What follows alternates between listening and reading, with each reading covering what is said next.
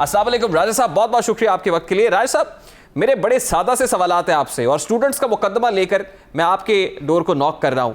मुझे बताइएगा कि आपको अंदाजा नहीं है कि कितनी बड़ी तादाद के अंदर स्टूडेंट्स इस वक्त सड़कों पर हैं? इन स्टूडेंट्स की क्यों नहीं सुनी जा रही? ये एग्जाम्स को पोस्टपोन करना इतना मुश्किल क्यों है सर?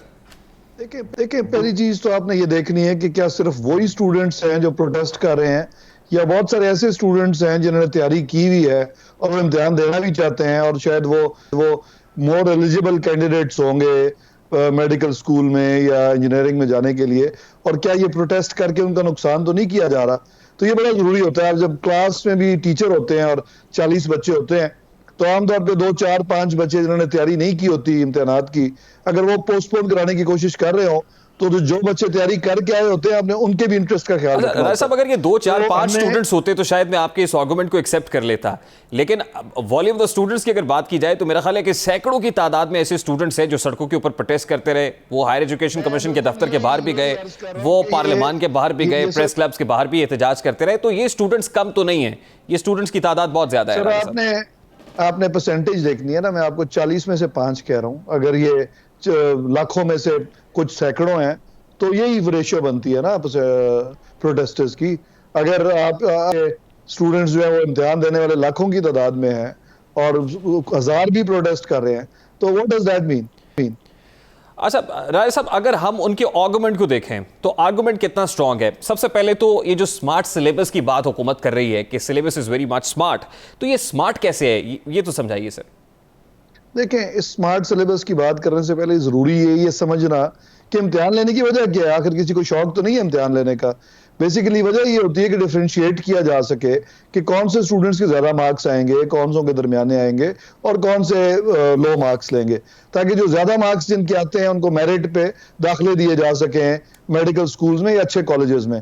और ऑब्वियसली जितने भी स्टूडेंट्स यहाँ पे मौजूद हैं उन तमाम के साथ बराबर के ही प्रॉब्लम्स मोर और लेस आए हैं।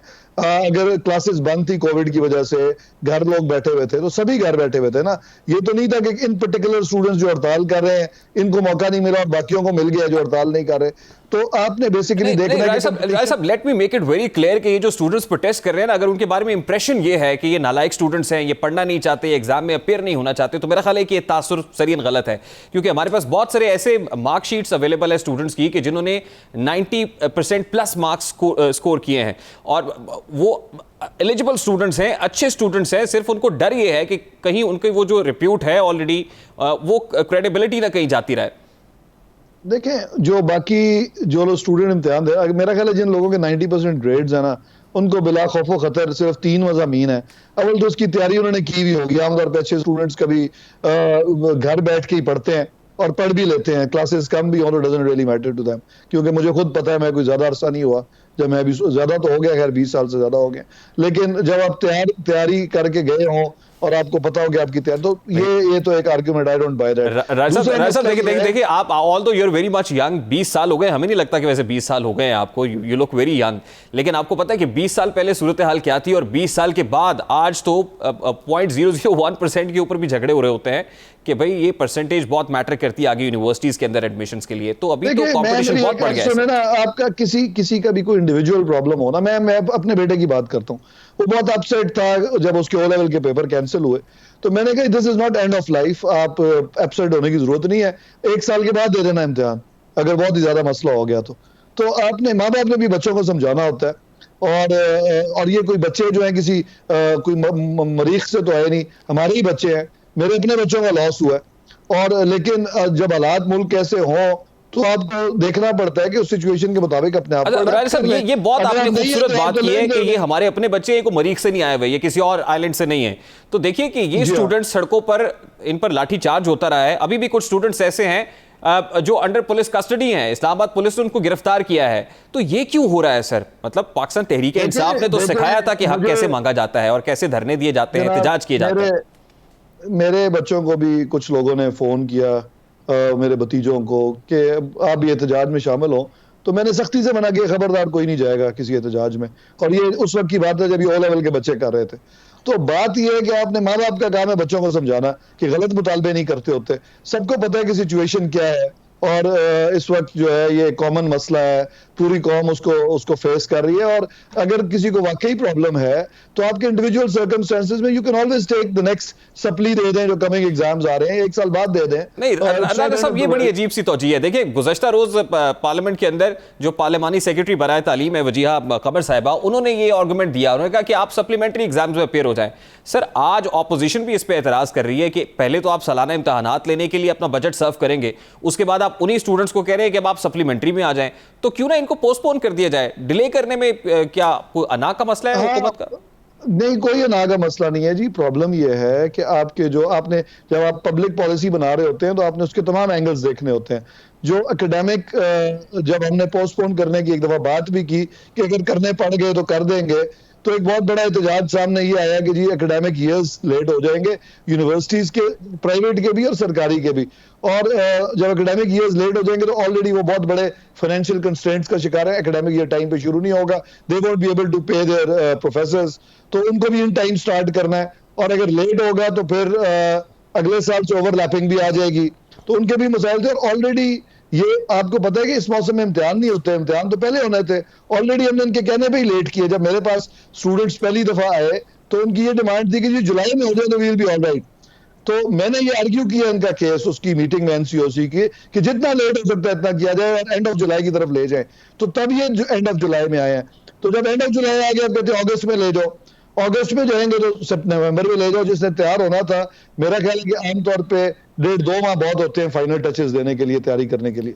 राय साहब, देखें ना, आप खुद बाहर से पढ़ के आए हैं, आप देखते हैं इंटरनेशनली क्या हो रहा है। अगर कोविड की वजह से क्राइसिस आया है, लोग अंडर सीरियस मेंटल ट्रॉमा भी हैं, प्रेशर में भी हैं, लोगों ने अपने बहुत से करीबी लोगों को खोया है, तो इतने प्रेशर के अंदर अगर वो कुछ कह रहे हैं तो ये तो हो सकता था कि आप उनको बैठ के सुन लें। अपने बच्चे हैं तो इनको बिठा के समझाया भी जा सकता था, इनके साथ एक कंसेंसस डेवलप किया जा सकता था, लेकिन इनसे तो किसी ने बात करने की कोशिश ही नहीं की। जी, इनका तो मुझे नहीं पता जो अभी एहतजाज कर रहे हैं, क्योंकि ज़ाहिर ऑब्वियसली जिस जगह पे कर रहे हैं उन्होंने ही इनसे करना है ना। जो जब लाहौर में कर रहे थे तो मैं फौरी तौर पे गवर्नर हाउस पहुंच गया था। वहां पे इंटरमीडिएट के और मैट्रिक के स्टूडेंट्स भी थे, उनके पूरे ग्रुप्स थे, और वो ए लेवल वाले भी थे उन दिनों में। नहीं, देखिए जो ओ लेवल वाले स्टूडेंट्स हैं ना सर, वो कैम्ब्रिज के सिस्टम को फॉलो करते हैं, लेकिन ये तो बेचारे लोअर मिडिल क्लास के स्टूडेंट्स हैं सर। इनकी तो उस तरह से सुनी भी नहीं जाती जैसे आप उन लोगों की बात कर रहे हैं। हमारे यहाँ तो प्रिविलेज क्लास की साइड सुनी जाती है।